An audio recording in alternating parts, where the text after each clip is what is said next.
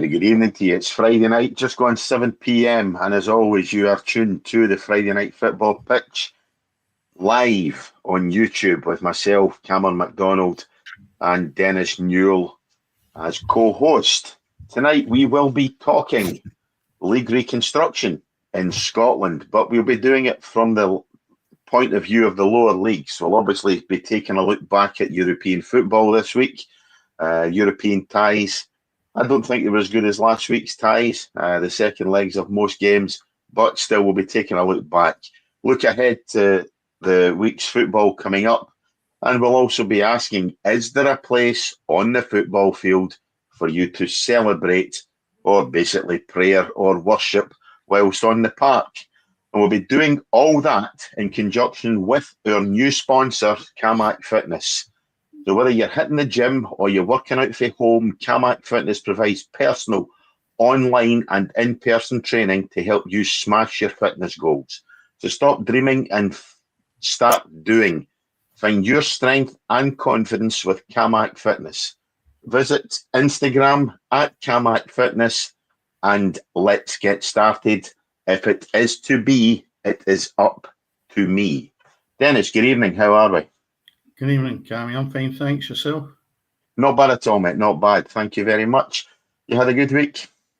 Yes, not too bad. I had a round of golf last Sunday, the first this year. The weather was excellent. Didn't play great, but it was a lovely day. Yeah, so, and then obviously we had the Champions League and Europa League, and then we had Scottish Cup ties, Scottish squad announced. So there's plenty of activity in the field of football. Some good stuff. So I don't know where you want to start, Cammy. You can. Let's start with the Champions League, and that'll lead us into your controversial topic potentially, which could be deemed by some as obviously a controversial topic, something we touched on a number of weeks ago. But I think you may well agree. Champions League ties, I thought last week saw some excellent first legs. You know, I thought the Liverpool game last week was outstanding. I thought the game in Madrid was brilliant. The game through in Germany as well last week was fantastic.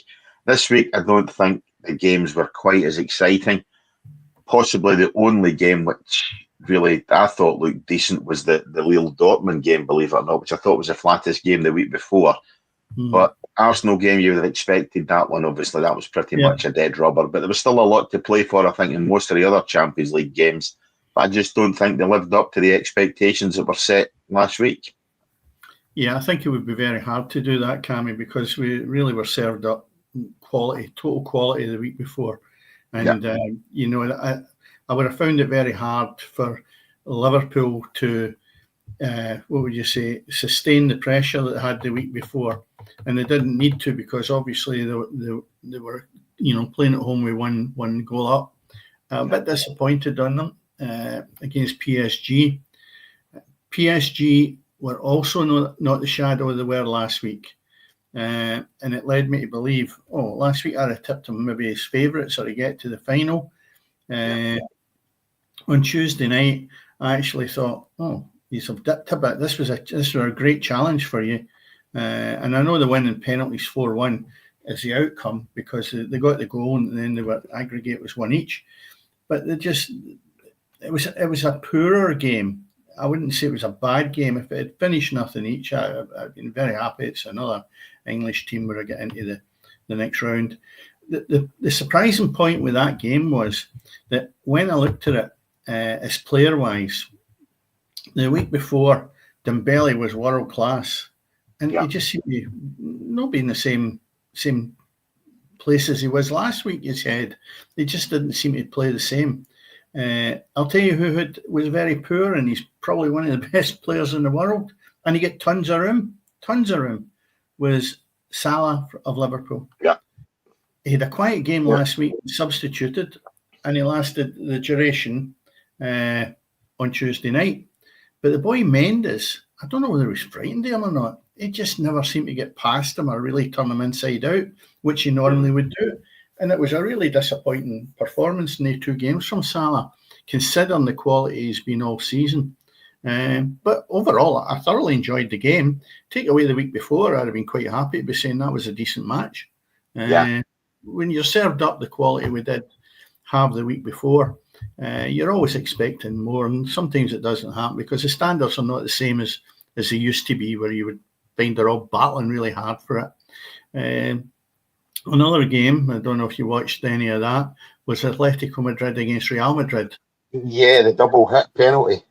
Yeah, well, I wondered where it was. I know he slipped on it, but I think it needed that camera to be close in to show exactly that he just nicked it with both feet. So that was a bit of a shame because I think Atletico Madrid done enough for me to win that match. Yeah. I didn't see the first leg, but I did feel in that match they had more hunger and desire, and it looked as if they were more up for it. But Real Madrid, being Real Madrid, win 4-2 in penalties. Yeah. Another tie was in the Wednesday night as well, and they're going great guns. Aston Villa 3, Bruges 0, and that's a 6-1 aggregate for Aston Villa. Yeah. They're really on fire. Bruges down to 10 men for much of that game. But Villa certainly did enough to win. Marcus Rashford, he actually looks as if he's adding something. He's not scoring very often, but he's certainly bringing other players through, and their 2 acquisitions in the January transfer window up front are certainly doing them the world of good, both in the league and in Europe as well, and one of them got another goal on Wednesday night, as you say. Villa have definitely looked good, and when you consider the 2 English clubs through to the quarterfinals are Arsenal and Aston Villa, I think few would have picked these to be the last representatives of England in the Champions League. Yeah. I mean, whether Aston Villa get any further, I don't know. They've got PSG in the next round.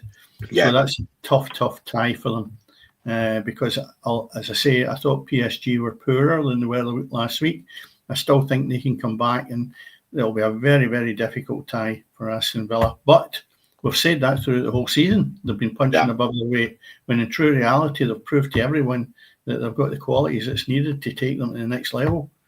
The Arsenal game was a foregone conclusion that there was no way they were going to lose it in this. Although they drew 2 each against PSV Eindhoven, it ended up an aggregate a 9-3. I didn't watch any of the game because I didn't feel it was of value, because there's no way it was going to be turned around. No. You mentioned Borussia Dortmund. They've managed to sweep 3-2. Yeah, I thought that to me, as I say, was obviously probably the open tie, one of the definitely open ties from the first leg. I thought Lille done really well going to Dortmund and getting a 1-1 draw in the first leg. But on Wednesday, I think obviously the experience of Dortmund showed, and they managed to sneak a 2-1 victory. And for me, as I say, that was a standout tie. I thought Dortmund looked exceptional. Could have had a few more. Some good goalkeeping and some very fortunate defending, I think, kept the tie close. But I think Dortmund ran out worthy winners come the end. And to look at their quarter-final tie, Dortmund against Barcelona. Barca are the highest scorers in the competition so far. Even if you take Arsenal, with their 9 goals in the round of 16, but Barcelona, highest scorers. Dortmund probably one of the better defences. So that should be an absolute cracking quarter-final as well. Yeah. Well, the other team, it shows you that Celtic's results wasn't that bad when you look at it. Bayern Munich managed to be 5-0 against Bayer Leverkusen, who have given them a torrid time this year. So you look at it, maybe Celtic's match was a game that you think, well, maybe it certainly was a game too far for them. But Bayern Munich, when you look at what's left, Cammy, you've got Arsenal, you've got Real Madrid. I can't see Arsenal getting past that one. I don't know why. I think they punch above their weight all the time. And again, I go back to the forward line. I think they never seem to have a centre forward that's going to do the job for them. So I think. But you're scoring 9 goals over 2 legs. Do you need them? No, that's exactly it. They were talking about that after the 7 goals were scored, weren't they? So but I think Real Madrid will probably be a bit much for them. These ties on the 7th, the 8th and 9th. 8th and the 9th, yeah. That's the first round. The home matches for Arsenal. Bayern Munich, I'm getting to Milan, another great tie. Then the Wednesday night has got Barcelona against Borussia Dortmund, brilliant. And then PSG against Aston Villa. What more can you ask for? I still think even with the new structure, the way they've all come out the hat, they're great ties. I think they're actually better than what's been dished up before because of the seeding. Yeah. I don't know why. I just look at the fixtures and I say quarterfinals, absolutely brilliant. And the big guns have missed it, like Liverpool, Man City, only because they've not been as good as who they've played against. Whereas when you get into the league situations, sometimes the hand they're dealt is with maybe two really poor teams, so they just waltz through. Whereas here, they've really got to play an awful lot better to make sure that they get to the quarterfinals because they're going to come up against one of the big boys. And that's exactly what's happened. And that's why you're just seeing Aston Villa and Arsenal in that. Mm-hmm.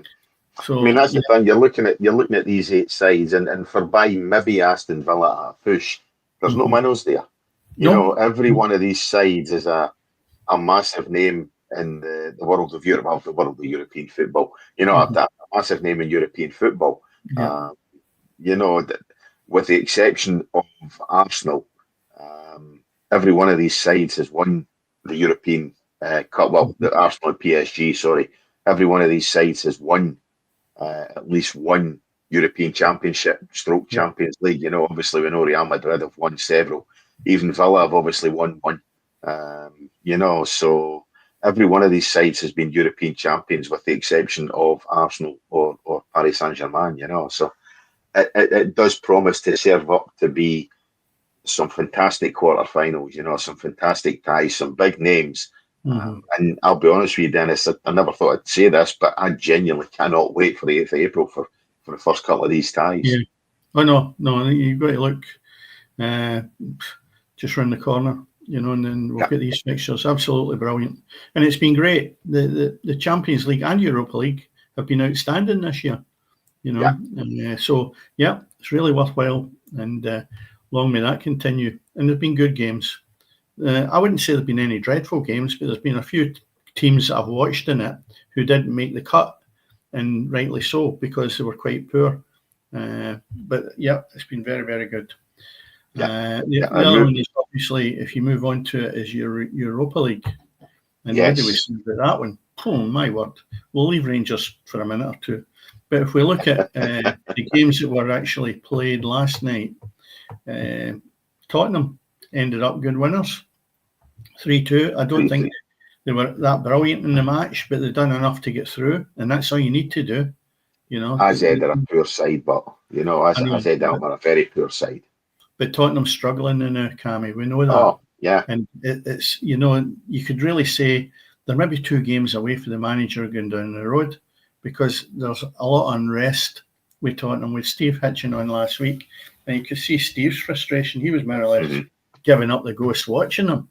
I spoke briefly with him today, and he didn't think it was a really great game. So Tottenham have done brilliant. I mean, they're in the next round. What more do you want? I'm just trying to pick out the other ones. Yeah, Manchester United obviously last night beating Sociedad. 2 penalties. I think that was a good. I think both were penalties. Yeah. Both were penalties, and the man Fernandes, who we slaughtered a couple of weeks ago, I think we actually even had a go at him last week. Well, I didn't. I'll never have a go at him. Do you know why? Because I rate him, and I've always rated him. I rate him as well, but I don't think he's consistent enough. He doesn't show enough, Dennis, for me consistently, and that's the thing. You look at great Manchester United captains of the past, for Roy Keane to Brian Robson, to if you look at that, the guys are consistent. Fernandes is not a Manchester United captain. He's not consistent enough. No, but if you're going to do that, you have to look through the Manchester United team to see who's any better in them. Yeah. If you were looking at the squad and whatever way you want to do it, Maguire was the captain, and why was it taken off him? Because if it was taken off him, I still don't know if that is the lie of the land. But the bottom line is, Maguire's not at the level that Manchester United require to move to the next stages. Mm-hmm. And that's the problem you've got. Last week or 2 years, I did actually, it's not often I sit back and say very little, but in that instance I did. And the reason being, I kept thinking, he's not the worst player in the world that Man United's got. I think maybe the expectations from him, it's just maybe higher, and also because it's at Manchester United. If he's got better players in that team round about him, I think you'll find, what would you say, a more polished player than what you're seeing at this moment in time, because he's always been, what would you say, capable of doing good things. And that's the problem. He's not been doing it consistently, and therefore the finger gets pointed at him. But remember, you've got a team of 11 in that park, and I sometimes feel he's maybe the fall guy. And it wasn't just the corner last night of both of you last week saying that. I've heard it from other places. Well, Roy Keane slaughtered them. I mean, Roy Keane's had an absolute pelters, and Paul Scholes has had a go at him, you know. Not the greatest of co-commentators, Paul Scholes, or the greatest of analysts, but he's had a pop at him as well, you know. So he's definitely not. I don't think he's necessarily deemed as a Manchester United, what as you would say, maybe a legend or even star. You know what I mean? But for me, it's just a matter of consistency, you know. And I think too often he's posted missing in small games. You know, it's very rare he goes missing in big games. Let's be fair, you know. But when Man United are playing Liverpool, City, or whatever, he does tend to turn up in these games if Manchester United are going to get something from the match. But I just think too often against the Brightons, against the Brentfords, you know, he's posted missing. And just that's when Manchester United are needing him, because the other 10 guys around him can come up with a performance against Liverpool. But they need... Yeah, they need I think him in the problem you've got now is if you take him out of the team, and I did say that last week, if the manager's finding these players are not working hard, they're not doing the gig, you take him out of the team and you put a youngster in. And I think that was what I pointed out last week. And he's no exception to that. But at this moment in time, is there anybody better, even with him playing 50% of what he's capable of, that is better? And that's where I would question it. But anyway, they've got through 5-2 aggregate. Absolutely brilliant result. It really was. Yeah. And then we look at another one, which is Eintracht Frankfurt beating the Ajax 6-2. What's happened to Ajax, Cammy? Because they were going great guns for 3 or 4 years there. And they just seem to have dipped. Is it a change of management or what? I don't honestly know.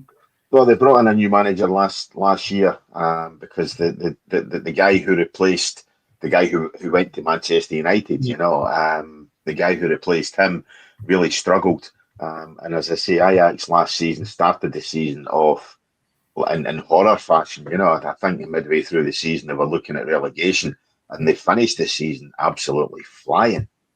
Obviously, they've got themselves into a European spot, but yeah, I mean, Ajax are a side who they do struggle at times in European games, you know. So, and obviously last night they've done that again. Yeah. Well, looking at the fixtures, we'll just take the ones there and then we'll go back immediately to the Rangers game. Tottenham, we've got Eintracht, who I've just mentioned there. And I think that'll be a good tie to watch because they have got to do something, Tottenham. And Eintracht, who have had a good result, will be up for this tie. So that could be a good battle there. That's on Thursday the 10th. Olympic Lyonnais have got Manchester United, and they scored a barrel load of goals in that last tie. So much so that you say to yourself, can they over 7-1 aggregate they win? Can they actually be turning over Manchester United? Is that possible? I think so. Yeah, I mean, it depends what Manchester United turned up. Yeah. You know, that's the thing. You know. We'll see. Anyway, that takes us, we'll go back one step to last night's games, and we can't sort of gloss over it. Rangers' result against Fenerbahce was incredible. They didn't play that well, to the point that they lost the goals without really having many attempts. But when I looked at the Rangers, I actually thought they had played probably better than they did the week before. Mm-hmm. Their commitment and their effort and their battling qualities was unquestionable. Yep. And to be honest, if I had the same hat that Clement had with all the names in it, that's the ones I would have really brought out the bag. I don't think Barry Ferguson could have played a better team to start the game than he did. I think he's got that right. And they really looked very, very good. Fenerbahce, I thought, were lacklustre. I thought Fred made a difference because he wasn't available the week before with suspension. And he came into it and he made a difference. There was a period in the game, though, I thought Fenerbahce could go and win this maybe 4-0. It was at that point. Yeah. But because Ferguson's got them willing to roll up their sleeves and battle, and I keep saying this week in and week out, what you're lacking in the quality, if you've not got it, make sure that you've got commitment to get you through it. And that's what Rangers done last night. And they can't be faulted for that. I thought they're absolutely brilliant. And they thoroughly deserved the victory. Thoroughly deserved it. Yeah. Even if you look at the first game away, between the two matches, I think Rangers deserved to qualify. I think so. I think the thing about last night is obviously Fenerbahce. The game pretty much the first half was much a muchness. Rangers possibly actually deciding the ascendancy, possibly the better first half. But then obviously Fenerbahce get the goal right before half time, which obviously swings the game a wee bit in their favour, and that's always a big thing, but when you can score. It was a bad time so for they Rangers. got that. Really, really bad time. So Fenerbahce go in at half time, 1-up. And then in the second half, obviously, they get the second goal. And I think Rangers will maybe fortunate to get it to penalties, But certainly when you get to the penalty shootout, Jack Butland's made a couple of fantastic saves.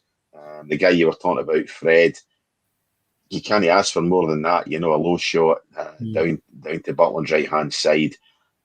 The miss, for the one that sent Rangers through, obviously the boy blazing it over the bar. I think that's still to come down. That's that's still in the stratosphere. He put it that far over the bar, and I think you're right. I think over the two legs, Rangers did enough to deserve the victory. But as I said to you last Saturday morning, I thought Rangers were going to go out even after the game on a Thursday night. I thought Rangers would go out. I'm glad to be proved wrong. But it was a lot tighter than many Rangers supporters would have liked, that's for sure. Yeah, and without a question of doubt. I mean, when you look at Rangers' season so far, and well, obviously with the Old Firm match coming up, we'll expand a bit more on that. But if you look at them in Europe, that is not the same team that we see playing in Scotland. It's totally different. Yeah, it's the same guys, Yeah. I look at Desser last night. Now, I certainly wouldn't have taken Desser off. I've criticised him all season. But last night, I would never have taken him off. Do you know why? The big centre half was struggling big time with him. Big time. He was mauling him. He was pulling him to the ground. And I thought, by the way, Desser, that's good, strong upper body strength you've got there. And, when you look at it, these are European guys. Why are you not doing it against maybe the lesser teams, if you want to call it that, Ross County, etc., Dundee? Why are you not able to do that? And it just makes me wonder what their mindset is sometimes when they go in the park.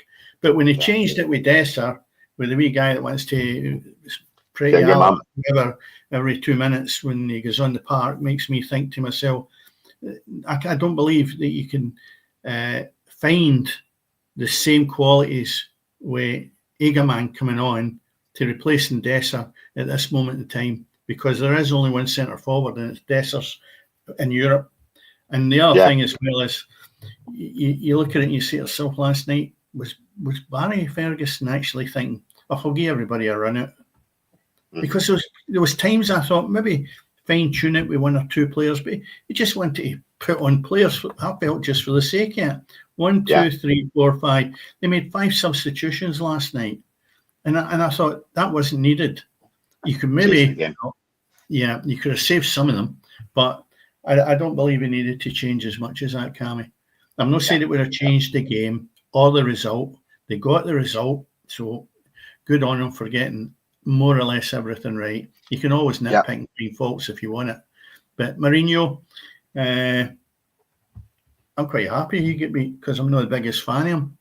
I don't think if he came to Ibrox, he would actually last that much longer because he just wants to throw money at players or buy 100%, players. So you look at him and go, you're not a real manager.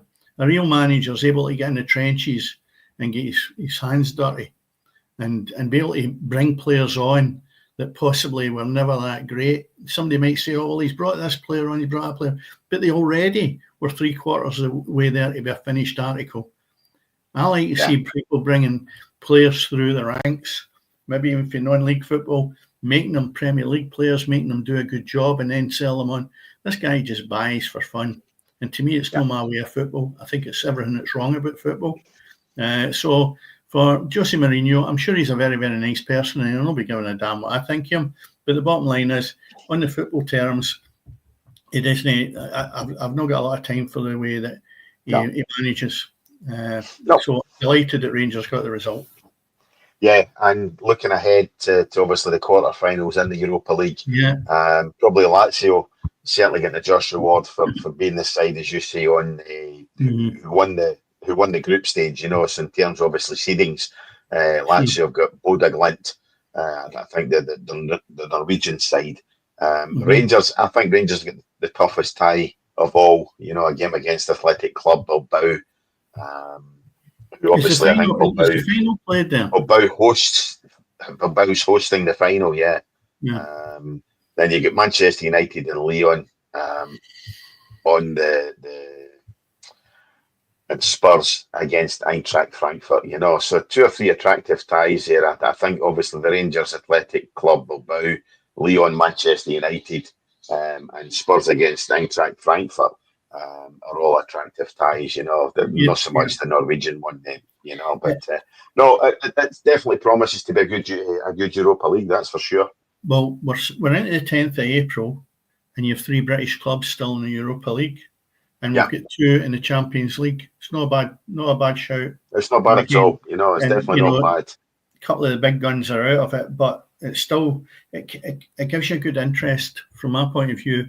I look at that and there's Man United, Rangers and Tottenham that I'll really be keen to watch and see how they got on. And good entertainment. Yeah. And the one thing about obviously this week, as you mentioned, we've got the Old Firm game. We'll just very quickly touch on that. I think if you're a Rangers fan and a Rangers player, and certainly the Rangers manager, you'll be delighted the game's at Celtic Park because you cannot buy a result at Ibrox. That's 4 consecutive defeats that Rangers have had at Ibrox, with the cup tie against Queen's Park, the 2 league games against St Mirren and Motherwell, and then obviously last night against Fenerbahce. When's the last time, Dennis, has it happened that Rangers side lost 4 straight games at Ibrox? I have no idea. The bottom line is that it's what turns up. Now, my thoughts are they played last night. They'll be on the ceiling still with being in a high. They've got today to try and come round. They've then got Saturday, maybe a bit of light training, and then they're into it again. And I just wonder whether they have got the energy, because if you recall, and we would never put them in the same zone normally as Aberdeen. Over the years, you would always assume Rangers are such a gulf. But at this moment in time, look what happened to Aberdeen when they came to play Rangers after a Cup European tie. They get blown away. And my thoughts are that Rangers are not much better, if they are better, than Aberdeen at this moment in time. And I'm just a bit concerned that the same thing could happen in relation to it being a short turnaround before they go to Parkhead. They've got supporters there, so there's a bonus, so we'll get a wee lift with that. But it's going to be a tough tie. And I'll tell you what, and here's throwing one in the ring. If Rangers turn over Celtic at Parkhead, they've got to seriously consider Barry Ferguson, no matter what happens the rest of the season, for the job. That's a big one, that. I know that, That's but seriously, that's a definite big one. But you look at it, I know on the back of that he was beaten with Motherwell and it's a quick turnaround, but the 2 European ties that he's come up against, they've worked their socks off. If he can do the same against Celtic and catch them on the hop and he turns them over, what's to say that if he had a bit of a freedom to bring in players in the summer, he can't do a steady job? And I'll tell you what, I reckon they would consider it. Do you know why? Because they've no money. And unless new sponsors come in. I think the 49ers deal's definitely looking like being concluded, Right, so yeah. I think that'll be concluded for the start of the season by the looks of things. Talking to Rangers support and friends at work and things like that, I think that will definitely be concluded. So I think we're looking at a Rangers side having some money, so. Yeah. But I don't think Barry Ferguson can get much more out of the players he's got at this moment in time, Cammy. I honestly don't. No. I don't think there's anything skill factor wise that they can't. Cherney last night was outstanding. He could maybe have done with, instead of keep running into a blind alley all the time, maybe had a wee bit more support that he could have just slipped the ball to someone, and it might have made a difference to the scoring chances he created. But overall, I don't think that he can get much more out of the players, because there's a ceiling that every player has, and he's probably got more out of them in a few games than Clement got in over a year. Yeah. He's done what, at the end of the day, he's taken what Clement done in Europe and taken that on. The big test, I think, will be at the weekend. I think the big test will be Sunday at Celtic Park, in that Old Firm game, as to whether Barry Ferguson has what it takes to do anything for Rangers at all. I think he's getting a free hit in Europe. Let's be fair. I think at the end of the day, he'll get a free hit there. It just depends what he does in the league. And at the end of the day, the league's gone for Rangers, that's for sure. That they're pretty much assured the second spot. But as I say, if he can get a couple of victories against Celtic in the remaining Old Firm games, I think you're maybe right. I think that could go a long way to cementing them certainly as part of some kind of part of the Rangers coaching staff. Well, I think afterwards they would need to be considered, because whether that deal goes through or not, if he has turned round, and the guy did say, judge me after my 3 months, that's a fair shout. Entitled to do that. A lot of negativity about him, but he's playing with his heart in his sleeve. And to be honest, if you'd done that in the Scottish Premiership, they wouldn't be in the same situation they're in now. So maybe he's just getting them up, fired in their belly. But the players have got to turn up for this, Cammy. It's not Barry Ferguson that's putting the jersey on Saturday. It's the players. So how can they do it against a European side and be very, very good, and then turn up against Motherwell? When they disrespect to Motherwell should be nowhere near them because of the financial difference between the two clubs. Yeah, indeed. So, indeed. That's a question mark over Rangers. And to be honest, is it better than Clement? Without a question of doubt. I think it is. I think looking at that game last night, far, far better energies coming out of the players. Even if it was lacking maybe that little bit more skill than you would want for a Rangers team, they certainly were a good bit better than they were 5-6 weeks ago. Yeah, indeed. What other fixtures have we got? Well, we'll look at the fixtures for the rest of the week, and then we'll discuss the league reconstruction and possibly ask the question that we discussed at the start of the show. Yeah. Where do you want to start? What league? Premier League? Let's get the Premier League done. Let's look at the Scottish fixtures. Yeah, well, we've got Hearts against Ross County. I don't know if you watched them last week. Did you catch up with them, Cam? No, I've not caught much of the games at all. I've had a week for hell, to be honest. So no, I've not caught much of them. No, right, okay. Well, I'll run through the fixtures. You've got Hearts and Ross County, Kilmarnock Hibs, Motherwell St Mirren, and St Johnstone Aberdeen. And then on Sunday, you've got Celtic playing Rangers. That's a 12:30 kickoff. And Dundee United have Dundee at 3 p.m. The other times are Saturday at 3 p.m. You've got to remember that last week we had the Scottish Cup ties, of course. and we can maybe just talk on them at some point with the fixtures that went ahead. Looking at the league placings, I think Hearts are needing to maybe try and pick up a wee bit more. Hibs is going to, because that'll be their yardstick. I think Hearts will gauge their sell against Hibs, the same as Celtic doing with Rangers. So Hearts are sitting in 36 points, and Hibs, unbelievably, are sitting in 43. Last half dozen games, it's more than that now. Certainly, I'm looking back at the last 6. They've won 4 and they've drawn 2. Would you have believed that away back? Hibs have been outstanding. Hibs have been absolutely outstanding. But the thing, the big tester now will be how they cope with the cup exit last week. You know, obviously their first defeat, as you say, in 7. You know, so that'll be the big test, I think, for Hibs. Can David Gray lift them again after obviously the defeat to Celtic last week, which I think actually Hibs acquitted themselves quite well, you know, but as I say, they need to pick themselves up for the bread and butter stuff again and get a wee lift from that. The Hearts side of it has been going very well too. They should get a lift with Hearts beating St Mirren 4-2 in penalties last week in the Scottish Cup 5th round. So that, you know, a lot of teams weren't playing. That will give them a lift in relation to going into this week's game, which we've just talked about there. So, we'll just need to see how they go on. But Ross County, they're up and down. I just can't figure them out. You look at that. No, you don't know what Ross County is turning up. You don't know what they're going to dish up.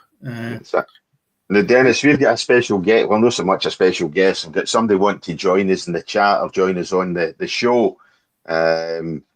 Tommy Ross, I work with Tommy, and he's one royal pain in the backside at times, you know what I mean? But he's one to come on. I think he maybe knows you if he's time in the juniors, believe it or not, or certainly you might have crossed swords. So we are joined live from somewhere in deepest darkest Glasgow by Tommy Ross. Tommy, how are we doing? I'm good, Cammy. Yourself, mate? Not bad at all, mate. Not bad at all. You are live on air. Excellent. You're one to talk with the Rangers, but listen, do you two know each other? Did you ever cross swords when you were at juniors? Well, first of all, I'd like to say it's nice to meet you, Dennis. You too, Tommy. And who did you play with, Dennis? Oh, how long have you got? We finish it. It's 8 o'clock. I feel as if I'm looking in the mirror here. You look very like me. Right, we're both in drugs then, so you carry on. The first one I want to ask you, you didn't answer Cammy's question. When was the last time Rangers lost 4 games at Ibrox? Well, I don't know. That's the question. Yeah, I'm going to tell you it's never happened. Is that right? Well, never. That's why I wouldn't know either. No, it wouldn't seem right. But again, Sunday's game is not about losing at Ibrox. The bottom line is they're away from home. It's the game after that you got to worry about. You know. Yeah. But on you saying you feel there's a big difference for Barry Ferguson's come in. I've got to disagree with you there, Dennis. No, well you can. That's what we're here for. I don't mind. I think the work ethic is better than it was before. I'm not saying the quality, and I've already said that earlier, the quality is not a great deal better. But sometimes when you don't have the talent and you get them to actually work harder, it makes up for the deficiency. I totally agree with you there.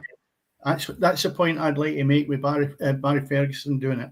He's got them committed to the job. Clement didn't, and that's the hard part. When you look at it, last night as an example, they knuckled down. They couldn't have worked any harder. I've seen them going out with Clement, and you know you could see boys doing the park committing themselves a bit harder than what they were doing with Clement, and he couldn't get them motivated. Whether Ferguson rules by fear is neither here nor there. But the bottom line is he's got more out of them, and it was more entertaining. Now you could go back to the Motherwell game and say, well, no, that's where I don't believe you, because you're right. It wasn't great and it wasn't very good. But I'm just looking at the last 2 European matches, and I thought their commitment was outstanding. But it's based on you're saying they've got more out the Rangers team now. They still lost 2-0 last night. I'd agree with that because in penalties, everybody's forgot the result. No, I've been saying in numerous weeks when they maybe scrape by, the amount of chances that Dessers used to miss. He might score 2, but he's missed 5, and the game could be won when Rangers are under the cosh. There's examples like that, but that's going back to the fact of the talent. The talent is limited, right? And you will find that you won't score goals with limited talent, like last night, So you just have to put up with that. I think if you can see a team that is, and you know that if you're obviously a Rangers man, that basically if your team is battling on the park for you, you can leave that stadium going, well, we've done our best. And until somebody comes in and refreshes the team with better players, things won't get much better. But they're better in my eyes than they were before. And there's a wee chance that if they can keep working hard, they might come out the other end of it. Tommy, do you think Rangers can win on Sunday? Sorry? Do you think Rangers can win on Sunday? No. I think it'll be a toughie. Very, very hard task. Yes. Very, very hard. Yeah. Very, very hard. But Dennis, I would love to ask you a question that's been in my mind for for Desert sign. See Desert signing for Rangers. Mm-hmm. Now, a lot of people I've spoke to about that guy. I've almost said there's a player in him. Mm-hmm. Now, I was a centre forward, Dennis. Right. And I see something in him that I didn't see in Morelos. Yep. And Morelos was a hero at Ibrox. Mm-hmm. And Dezer's record, I believe, is better than Morelos's. And Morelos missed as many chances as Dezer's missed. Yeah. And it's a thing I call the fans picking their victims. Yeah. And I think that's what happened to that guy. Yeah. To Dessers, you mean? Do you think? I think they've picked a victim in him. I'm a big culprit because I'll tell you what, I look at the amount of chances that he has actually missed and highlight them more than the goals. Yeah. Because if he was playing with, say, Dundee, right? Yeah. How many chances do you think he would get in a game?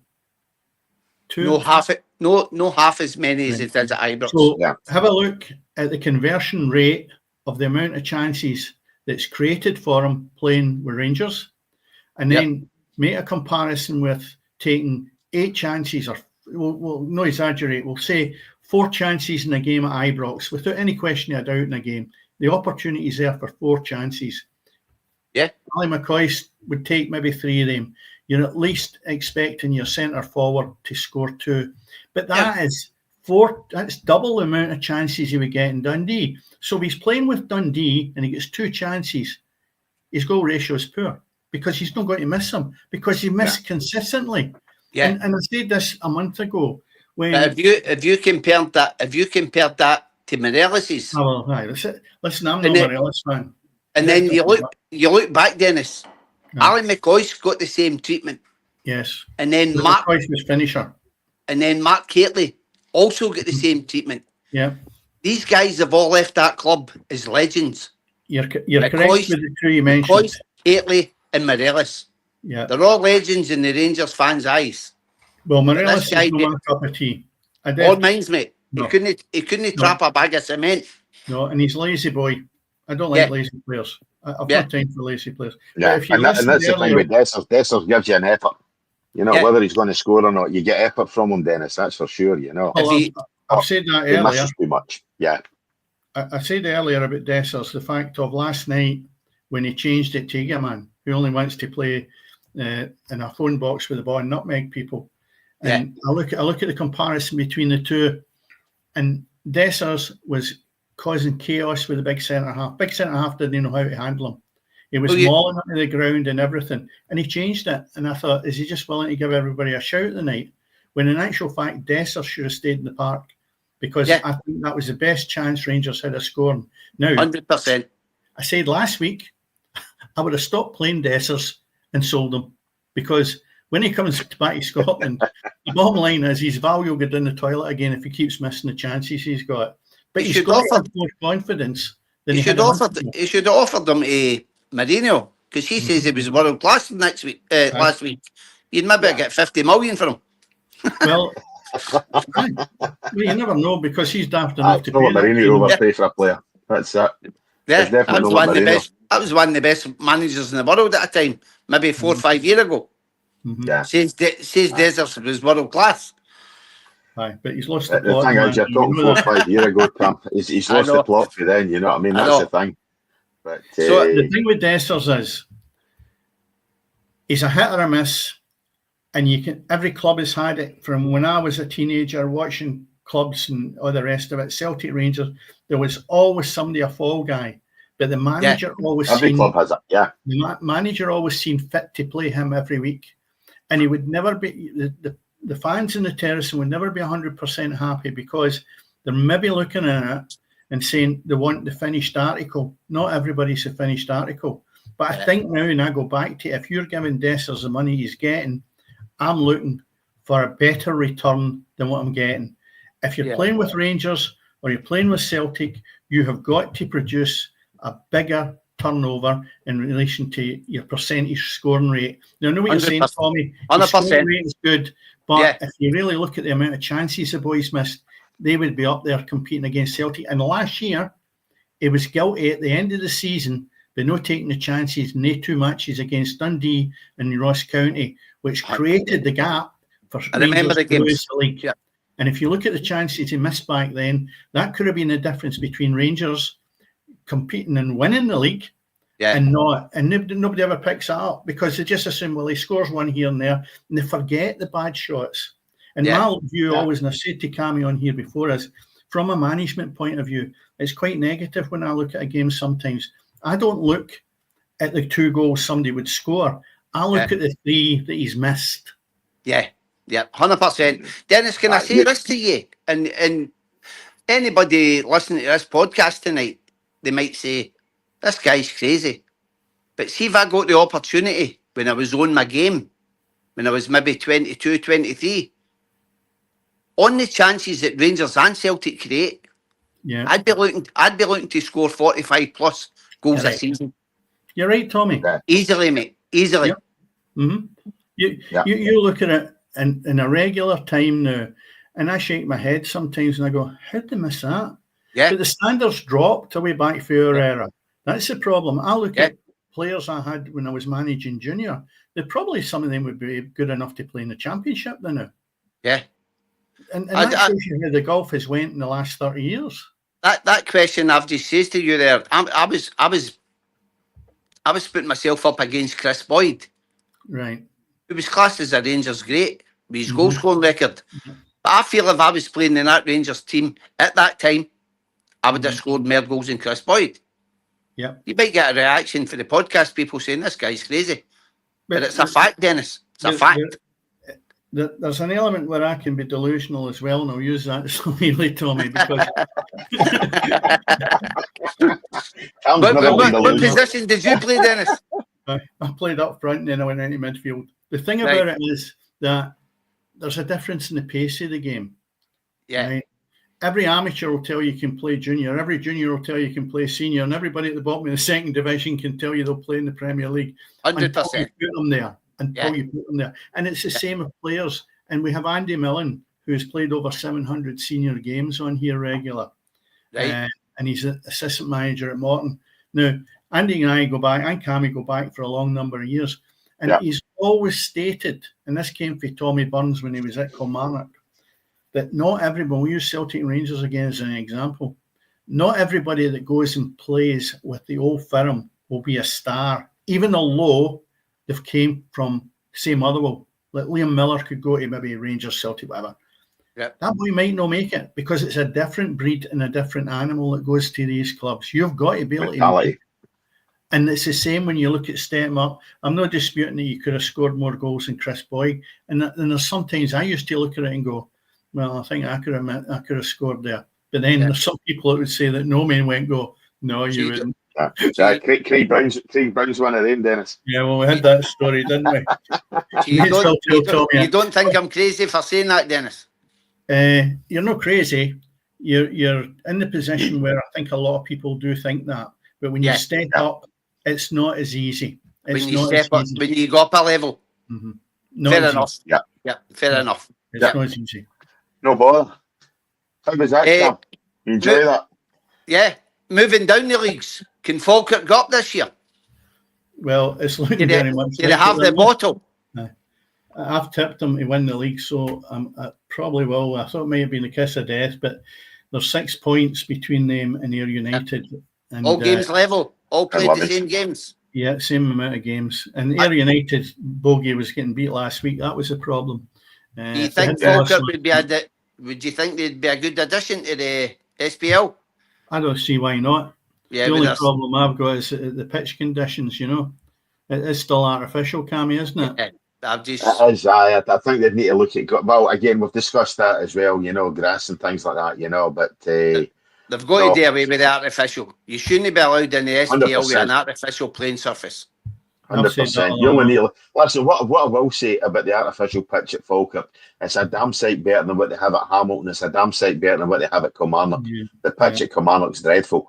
Falkirk is the whether it's the 4G or whatever the hell it is, you know what I mean? I think I'm talking about phone reception when I keep talking about football pitches, you know, but it is a fantastic surface, and it's probably the truest surface you'll get on an artificial park, but it's still no grass, you know, and I still think players would far prefer to play on grass than what they would on that artificial surface. I know probably you two would, certainly at this age now, you know, with your dodgy knees and things like that, you know. The only thing Tommy uses its artificials, his wee grass mat, his wee mat for his golf. Cammy, if I was playing in artificial surfaces like the new mate, I'd be doing 60 goals a season. I used to play in the red ash. I used to play in the red ash with nylon studs. Yeah. Right. The thing is, though, that I've never ever seen a game that I would want to go and pay money in to watch an artificial surface. No, definitely. I've never seen a good match on it. Well, I'll say a great match because there's some decent matches, right? But they're not great. And I think that you've already touched it, and we've rattled our gums many a time on here, that as far as I'm concerned, if you can't be sustainable without relying on an artificial pitch to bring in finances, then you shouldn't be involved or expecting to be playing at the top table. And that's a problem. And I would go as far as even saying that in the Championship. I would say that as well. And let the lower divisions, who really need to be self-sufficient, have the artificial surfaces. Encourage them actually to have the artificial surfaces. But once they move up, there's enough funding that should be there to actually change it. Yeah. To bring grass in. 100%. 100%. Definitely. But listen, guys, it's been great getting on for this last 15 minutes. And hopefully have other times in the future. And I look forward to maybe a week tomorrow going to see the Falkirk, the Clyde, against one of my ex-junior teams when Lithgow Rose. Bonnyrig Rose. Bonnyrig. I get mixed up with you too, Cammy. You know, Cammy, you know sometimes I get mixed up, don't you? Once or twice, Tav. Once or twice. Yeah. Listen, it's been good to catch you on here, mate. I look forward to seeing that at Broadwood next week, mate. Good, Tommy. You're going to Broadwood, we're going to Hamilton next week. Right, I'll see you later on. Cheers, guys. Cheers, Tommy. Tommy. Cheers. Bye-bye. Bye. Well, that was Tommy. That was Tommy Ross from. Listen, he's had a good career as a player of the juniors. If half of what he says is true, you know, he had a good career as a junior player, you know. And obviously a good Rangers man. His comments are really valid and they're worthwhile to the point that he can see more or less. We can be splitting hairs with how I disagree to a point with me, but when you explain it, he's understanding where I'm coming from with that, and he's in agreement with it. So, no, I think we're all off the same hymn sheet there. And that takes the one thing I will say about Tommy is he's a Rangers man with a wee bit, you know, his judgment isn't clouded by the blue-coloured glasses, you know. He can be quite honest in his assessment of what happens in games and things like that, you know, whereas a lot of fans, myself included, can be quite clouded at times, you know. So there you go. But no, as you say, that takes us to hymn sheets. And we touched on it earlier on, Dennis. We've touched on it previous episodes, previous shows, about the religious aspect that's really starting to creep into the game across Europe, and obviously in alignment with what's happening in the world these days, certainly, you know. But we asked the question, is there a place for worshipping or bringing your religion onto the park, or should it be left in the dressing room? Now, this isn't a West of Scotland thing. It's not a Protestant Catholic. It's not a Muslim Christian question. But far too often now, before games, or during games, before penalty shootouts, as we've seen over the last couple of nights, we have situations where we've got players blessing themselves, players giving thanks to whoever their God or whoever it is that happens to be, and to me, there's no place for that in the game. It can be incitement, it can be deemed incitement. I think, Dennis, when we have situations where FIFA and UEFA are banning players from wearing poppies, they're banning players from wearing slogans on their T-shirts, which maybe commemorate deaths or whatever else, I think the fact that we're allowing players on the park to essentially worship on the park, I think it's wrong, and I don't think there's any place for that in European football. I think you share a similar view. Yeah, I do, because if there's a need for it, then I'll always say okay. And I go back to what you said at the beginning there. This is no a jump into religion in real terms. It's about the significance of what it actually is to the people watching the game, what it is to the players that are doing it, and also what it does for the future of the game. Because kids pick up everything, right? They pick up everything. Yeah. It'll not be 2 minutes down the road before we wander along a public park and the kids will have the back of the stockings all cutouts because they've seen it in the television, thinking that this is trendy and this works. I mean, it started with tattoos with Beckham, and it's rife now, absolutely rife. And you've got the hairstyles to go with it now. They're actually, they're at a stage now where appearance seems to be better looked after than the quality of their football. And I'm seeing that all the time now. They're more interested in how they look than how they play, and going on to the point that you've made there, it's a whole package that I look at. And where I brought it to your attention was the fact that Eagleman at Rangers came on the park, I think it's 3 weeks ago now. And as he came on the park, he stood there and actually, if you go back long enough, I think I explained at the time, he had his hands like this and he's praying in his own God or whatever, and nothing wrong with that. And then he does this and he looks at the side, he just squints at the side to see if the cameras are watching him. Yeah. And I'm thinking, this is not for you to pray to your God. This is you looking for attention seeking, and you're a sad person if this is how you think you're going to get it. You're there to play football. There is no reason, and this is right across the board, that a player can't do that in the dressing room or in the tunnel if it's that important. 100%. It's a substitute. Go up the tunnel and do it. Do not put that in the public eye, because they all know the cameras are on them. I seen it with Fenerbahce boy last week. He was actually doing it at the warm-up. The same thing. He can't kick his backside, and Mourinho spent £17 million on him. I'll tell you what, it's more than he's God that he's needing to look after him, because he was brutal last night as well. So I look at these players and I think, this is not making them better players or better people. It's just showing them up for what they are. They are actually quite deficient in the way they actually handle themselves, going out onto a football pitch, which is meant to be a job of work. If everybody went into their job of work in the morning and started doing that, people wouldn't be very happy about it, right? Because it would be offensive to people. And it's the same at the time I said to you is, let's assume that Eagleman was a Roman Catholic, and he comes to the edge of the pitch and he makes the sign of the cross 4, 5 or 6 times, and he misses a couple of chances. The Rangers supporters would lynch him.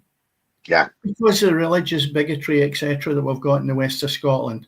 No, I'm not saying that's right, and I'm not saying it's wrong, but there's no need to bring that to attention of people who have a hatred for it. So therefore, I think it should stop right across the board before we get youngsters thinking this is the end thing, this is the trend, and we can come out with all this stuff that you think is going to make you a better player. Pray to your God, absolutely nothing against it. Nothing whatsoever. but there's a time and a place for it, and it's behind, not in front of the supporters where you're looking for attention, because that's all these boys are, attention seekers, and the bulk of them can't kick their own backside, and they're getting paid a fortune.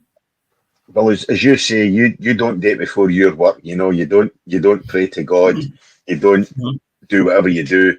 I don't have anybody coming into my work who are want to pray or whatever else. It's done in the privacy of their own home, or if they're that way inclined, of their own mosque or of their own church, or whatever else, So they keep it behind closed doors. I think with all the unrest in the world, which 90% of that comes from religion, if we take away Ukraine and Russia, take that one out, but as I say, the rest of the unrest in the world, whether it's Gaza, whether it's Palestine, whether it's, wherever it is, whether it's Northern Ireland, that we've had in the past, it's all been caused through religion. And I think if we're in a situation there where players can be deemed to almost be inciting some kind of disrespect or whatever else, there's no place in that, as to me, in public, Cammy, on a football field. They don't have the intelligence to understand it can incite trouble.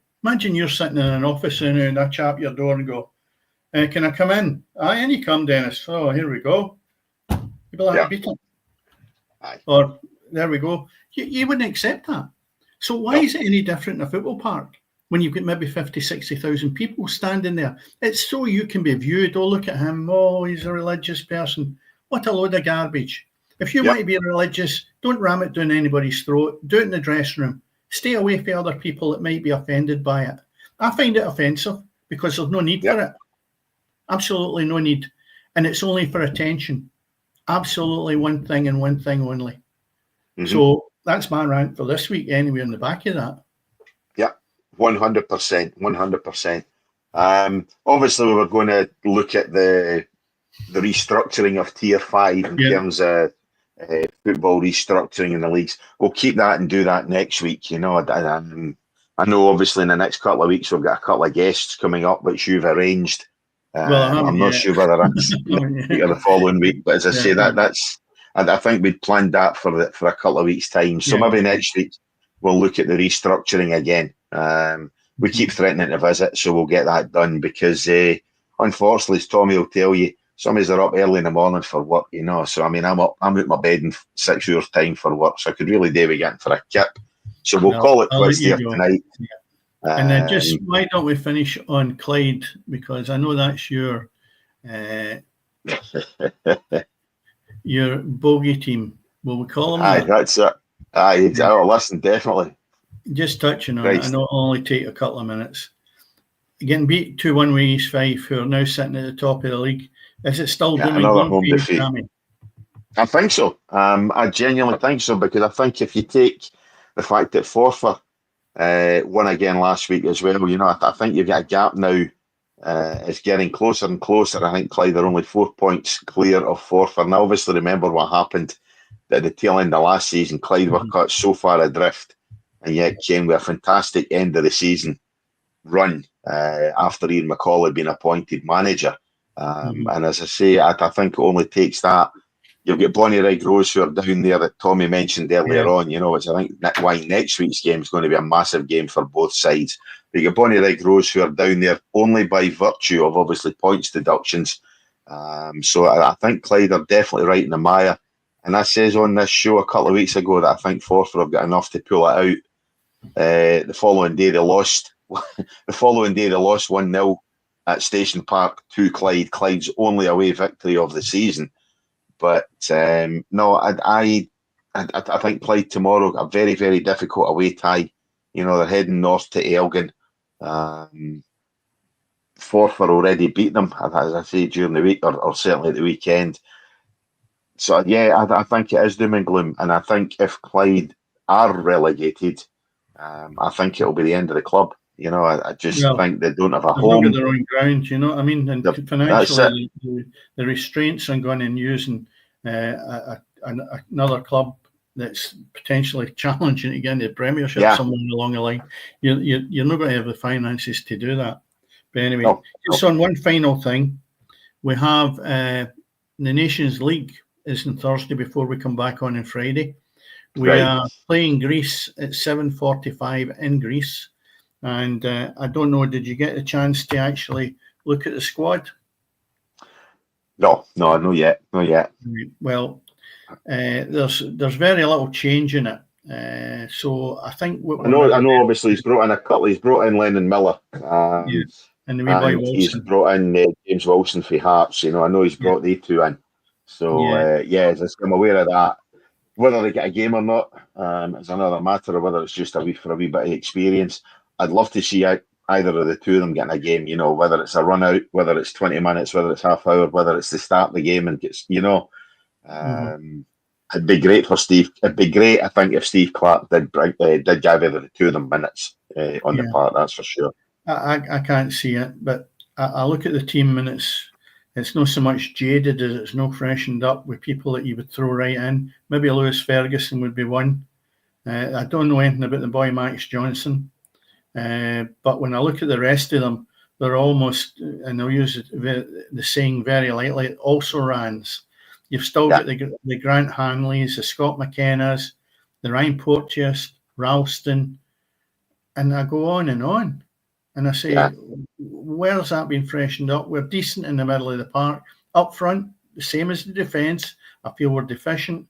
And you've got Shea Adams, Tommy Conway, Kevin Nisbet back in, and James Wilson. That's not exactly firing me up with enthusiasm. Again, Conway's been no bad. I don't know about Shea Adams. Conway's been decent. I would like the boy Conway to start, and let's see if we can get something out of him, because his work rate, Cammy, is excellent, and that's the type of players you've got to work defenders, especially at that level. So anyway, the one thing we do have is, I'm going to say it, Dennis. I'm going to go out on a limb because we're nearly finishing the show, and it doesn't give you the chance to come back at me too much. But I think we have one of the best midfielders plying his trade in Europe just now in the shape of Scott McTominay. I think Scott McTominay, since he's gone to Napoli, has been an absolute revelation. Manchester United must be sitting there going, why the hell did we only get 28 million for that guy? McTominay, to me, showing himself to be a 50 or a 60 million pound. In today's market, a 50 or a 60 million pound player with the performances he's putting in for Napoli, I think he's a reason that Napoli are challenging for the Scudetto. And I think he has been one of the outstanding half a dozen midfielders in Europe this season. Yeah, no, I don't disagree with you. I like him. Again, I go back to it. It looks as if anybody with talent doesn't come into my zone, because his work rate, again, is excellent. But when somebody's got talent and they've got work rate, you're almost the finished article. Which McTominay has both in buckets. Yeah. And, you got McGinn as well. You've got people in that midfield, and Billy Gilmore. I think we're as strong as we've been in a long number of years, but it doesn't make up for lackluster up front. Shea Adams in there. When did he last score? Probably when I was about 30. And then you look at the defence, and you've got the same old. So I don't know if we can get better players. Maybe they're not there. I'm sure the guys out there are looking for them every week, but we just need to have a bit better if we want to get to the next level. We've done okay, but I'm not keeping keep more of my fingers crossed with these fixtures that are coming up, because they're not going to be easy. No. And then the Sunday, so that's Thursday, we're playing Greece, and then they play us at Hampden on Sunday the 23rd. That's 5 o'clock kickoff. Yeah. So that's it. I'll let you get to your bed, Cammy. On you go, son. No worries, mate. Well, as I say, you have been listening as always to the Friday Night Football Pitch. Thanks as always to Dennis Newell. Thanks to our interloper for the 20 minutes in the shape of Tommy Ross. Thanks to you for listening. As I say, go ahead as always, like, share, subscribe. It does help us out a ton. Let's get some of that algorithm in YouTube, where we're not always relying on TikTok to try and get some views. As I say, as always happening on the pitch. A very good night to you tonight. Good night. Good night.